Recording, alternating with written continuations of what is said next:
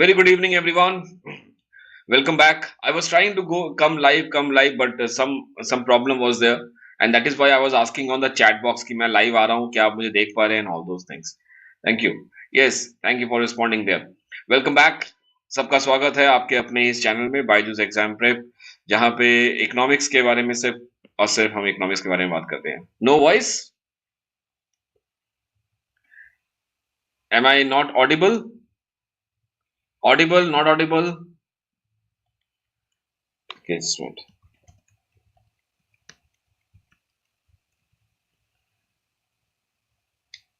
Am I audible?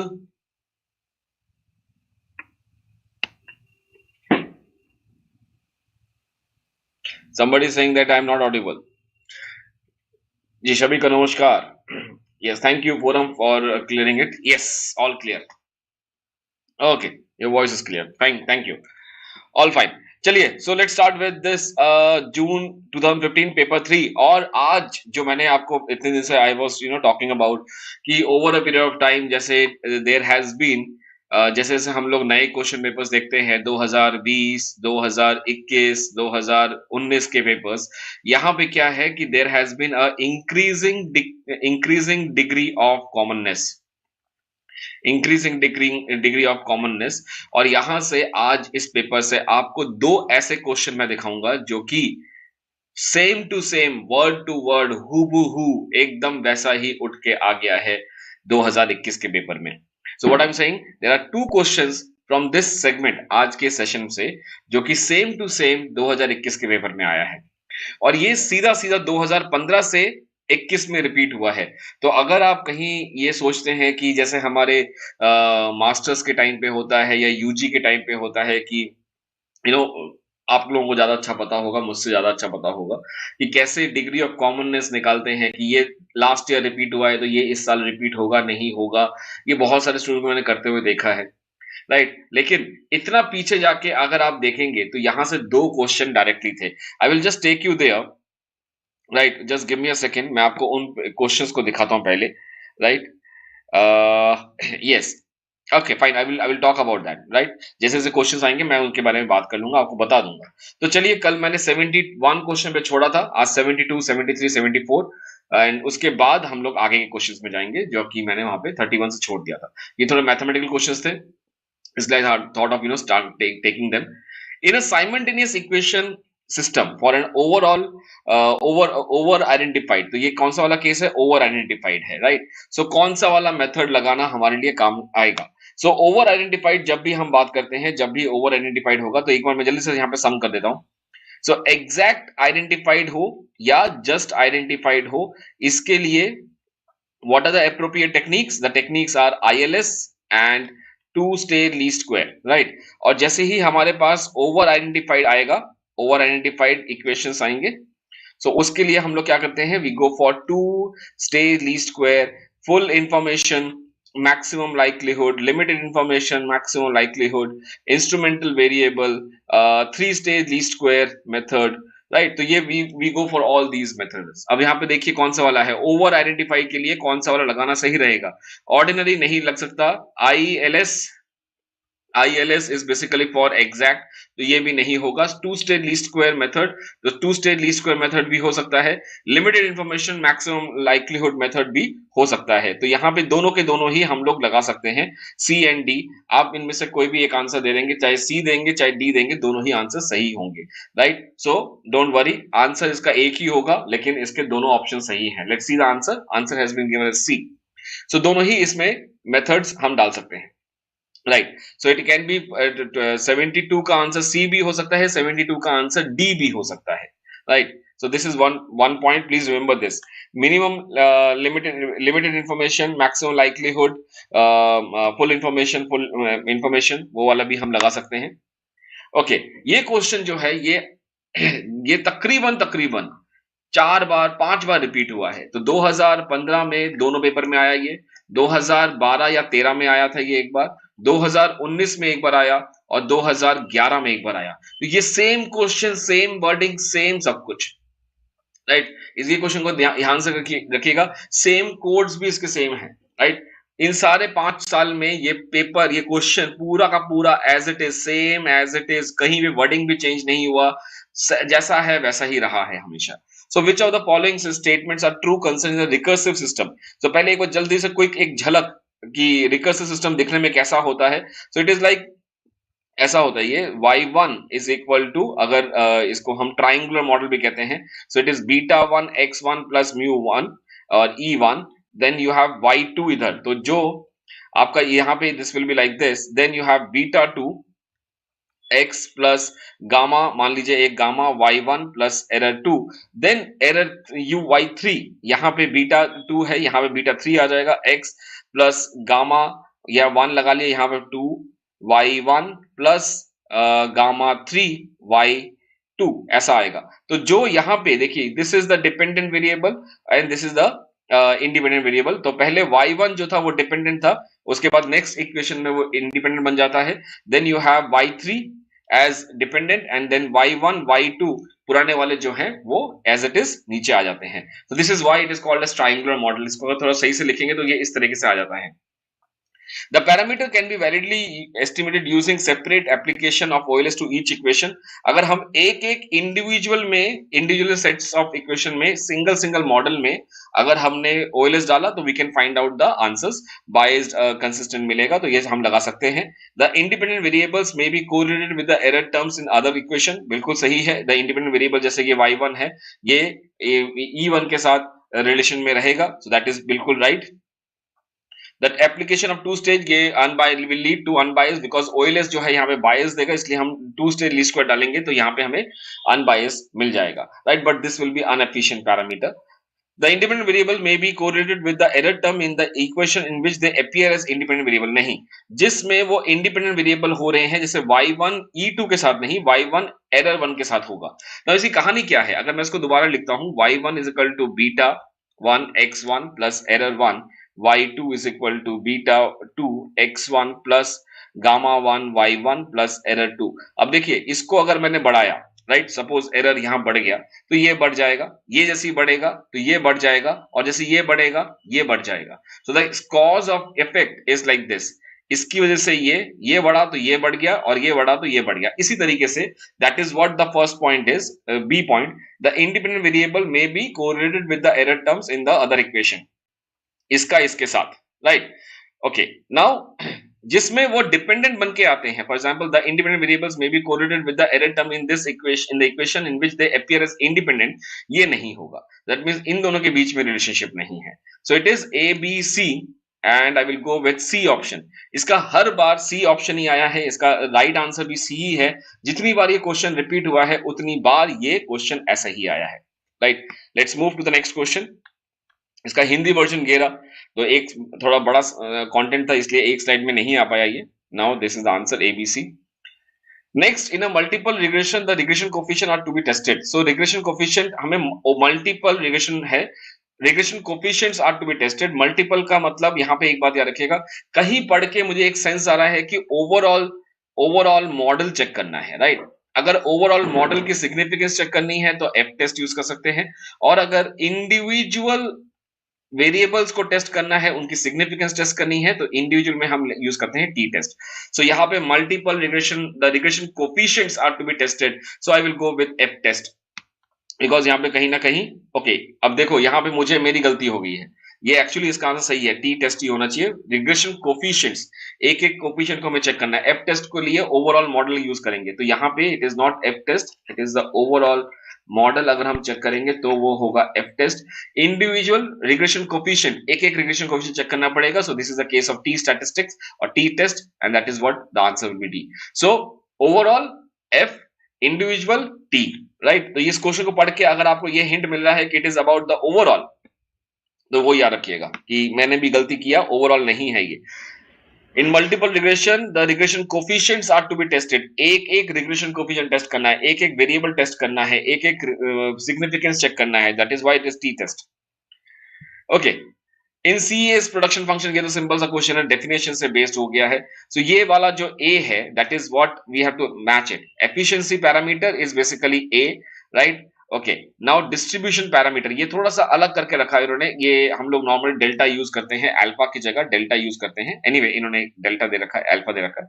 तो this is a distribution parameter, efficiency parameter, substitution parameter and returns to scale parameter। Right, mu को देख के हमें समझ में आता है कि रिटर्न्स टू स्केल क्या होगा, ग्रेटर देन 1, लेस देन 1 और इक्वल टू 1। अब यहां से एक चीज और याद रखिएगा कि एफिशिएंसी पैरामीटर को अगर मैंने ए रखा, डिस्ट्रीब्यूशन पैरामीटर को मैंने अल्फा रखा, इसको मैंने रो रखा, राइट रो रखा, और रिटर्न्स टू स्केल को मैंने म्यू रखा, तो ये जो this point right A Cobb Douglas production function में ये ए ही रहता है। राइट, डिस्ट्रीब्यूशन पैरामीटर जो है हमारे वहां पे अल्फा बीटा हो जाएगा। सो ये अल्फा, जैसे ये अल्फा है और दूसरा वाला 1 माइनस अल्फा है, तो कॉफ डगलस प्रोडक्शन फंक्शन में दूसरा वाला होगा 1 माइनस अल्फा या बीटा भी हो सकता है, कांस्टेंट होगा तो 1 माइनस अल्फा होगा। सब्स्टिट्यूशन पैरामीटर हमारे पास नहीं है, ये दोनों चीजें सब्स्टिट्यूशन पैरामीटर हमारे पास नहीं होता है। So substitution parameter that is rho and returns to scale parameter, ये कॉफ डगलस प्रोडक्शन फंक्शन में मिसिंग होता है। That is why we have them in the SMAC और सीईएस प्रोडक्शन फंक्शन में ये होते हैं हमारे पास। So anyway, so answer will be 4, then you have 3, then you have 2, then you have 1, so it is 4 3 2 1, 4 3 2 1, this should be the answer C। Let's see the answer। okay, यहाँ पे आएगा because Hindi का वर्जन है यहाँ पे, ये is C. Right, I hope ये मैंने दोनों को मेंशन करवा दिया है इसको। Yes, okay, let's move to the next question. Okay, I think yes we are done with the 75th question. Now 32 से हम लोग ये करेंगे बिकॉज 31 तक मैंने वहां पे किया था। Now, who among the following economists is not associated with the dependency theory? So, dependency theory में we have the Amin, we have the मतलब Shahid Amin, right? Paul Baron, ये Prebish was not there.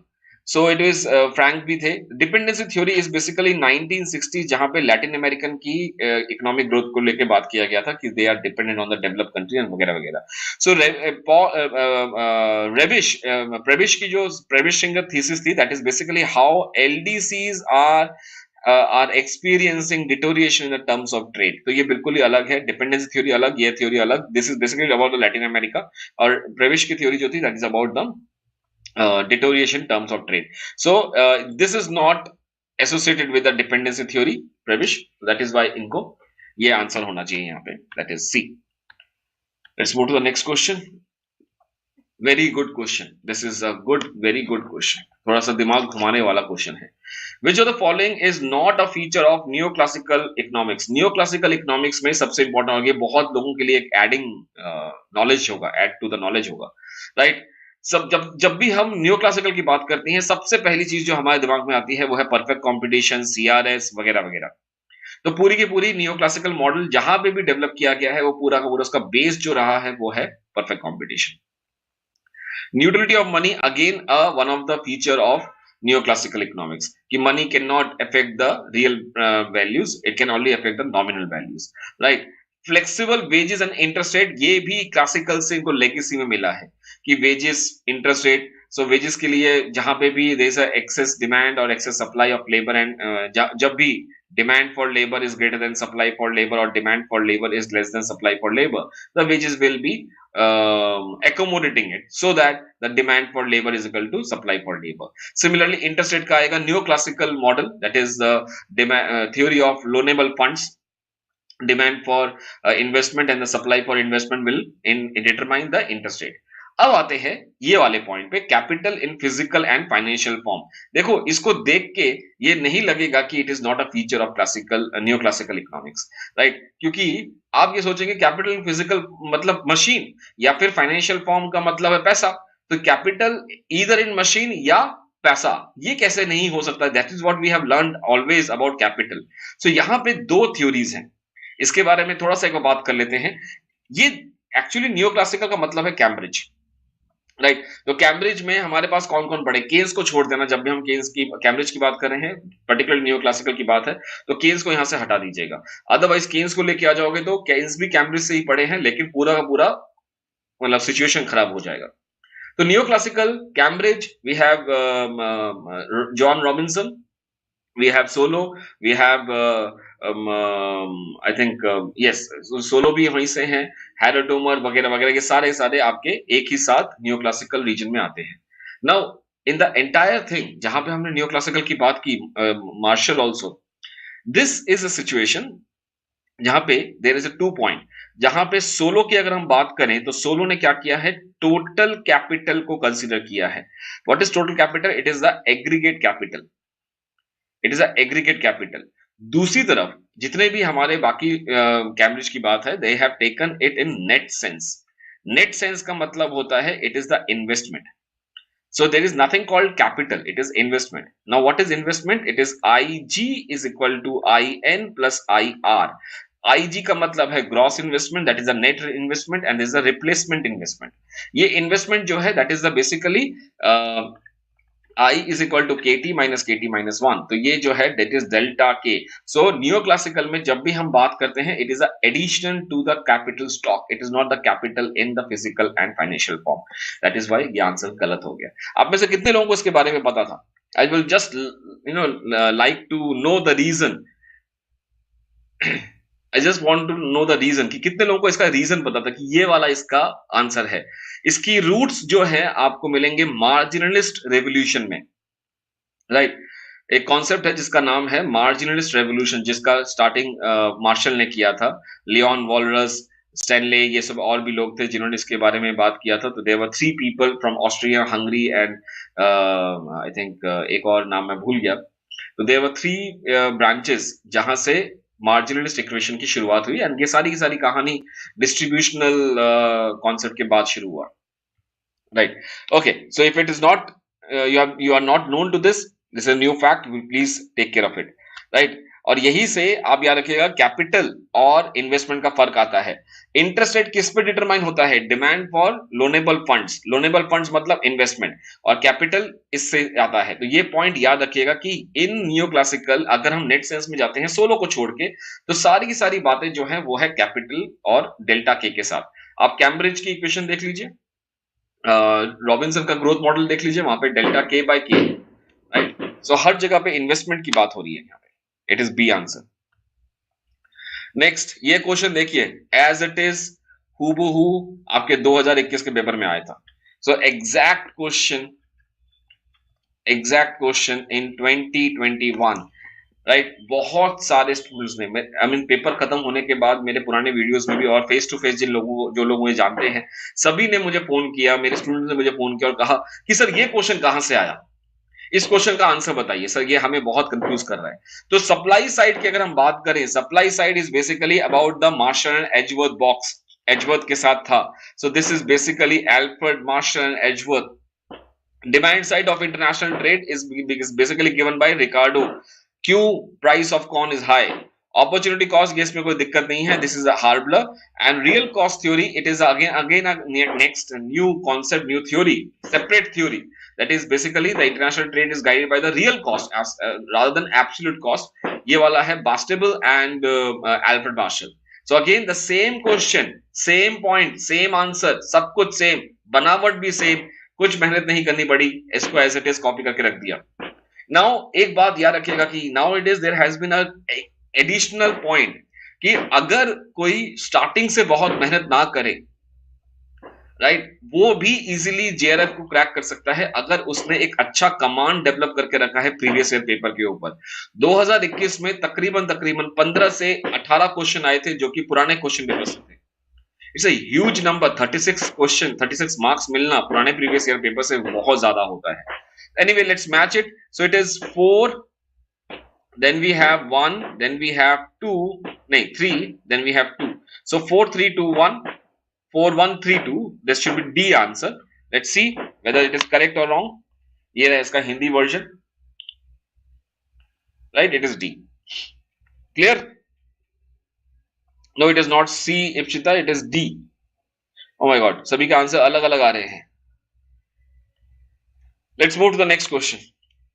Justice in taxation is best ensured by applying the principle of equal marginal principle, that is del u minus t, right, upon del U after tax should be equal to, this is of A, should be equal to similar component of B. So it is the equal marginal tax sacrifice, right? Not equal proportional.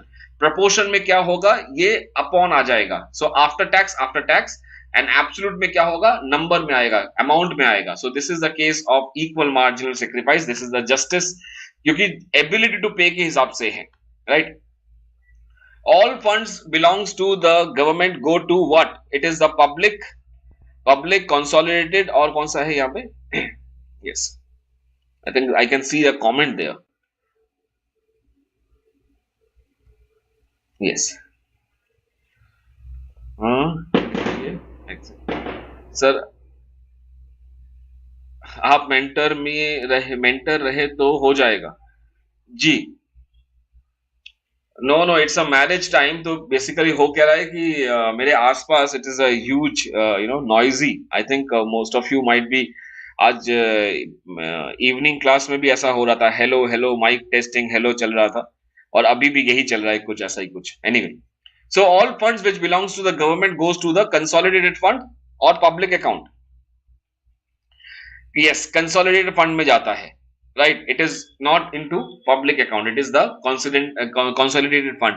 So this fund belongs to the government of India. Acha, do you think, what about the disinvestment of PSUs, or the sale proceeds, यानी कि PSU को बेच के जो पैसा मिलता है वो कहां जाता है?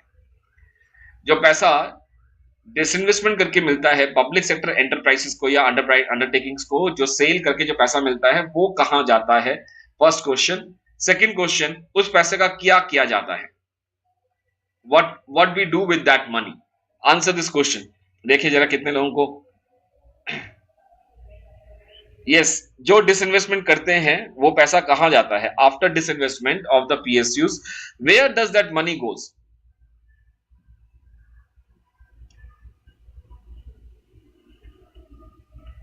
Public account? No, it's not the public account. That is why the question is here. We have done this many times. Revenue account? No. कहां जाता है डिसइन्वेस्टमेंट करने के बाद? कंसोलिडेशन फंड ऑफ इंडिया, या it is gets into the public account?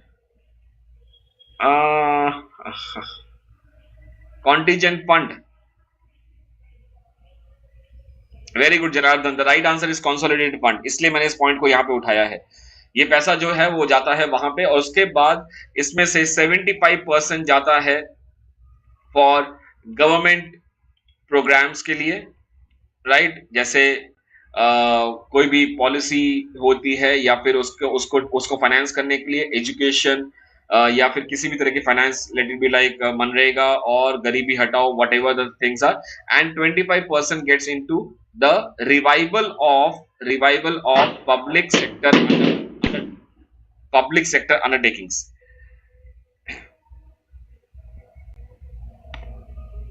No, it is not contingent fund. No, it's not contingent fund.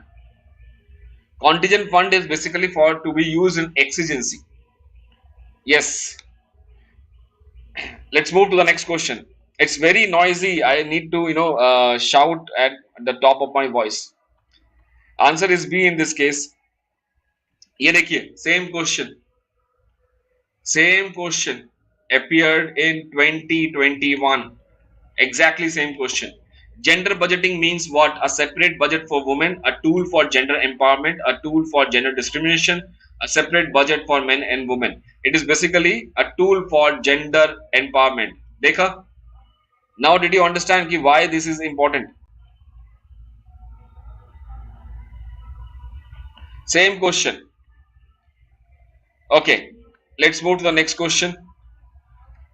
Which sector in India has developed breaking the Colin-Clark sequence of development? Colin-Clark का sequence of development, 25% of the government expenditure should not be, इससे ज्यादा exceed नहीं होना चाहिए, otherwise it will be detrimental for the society.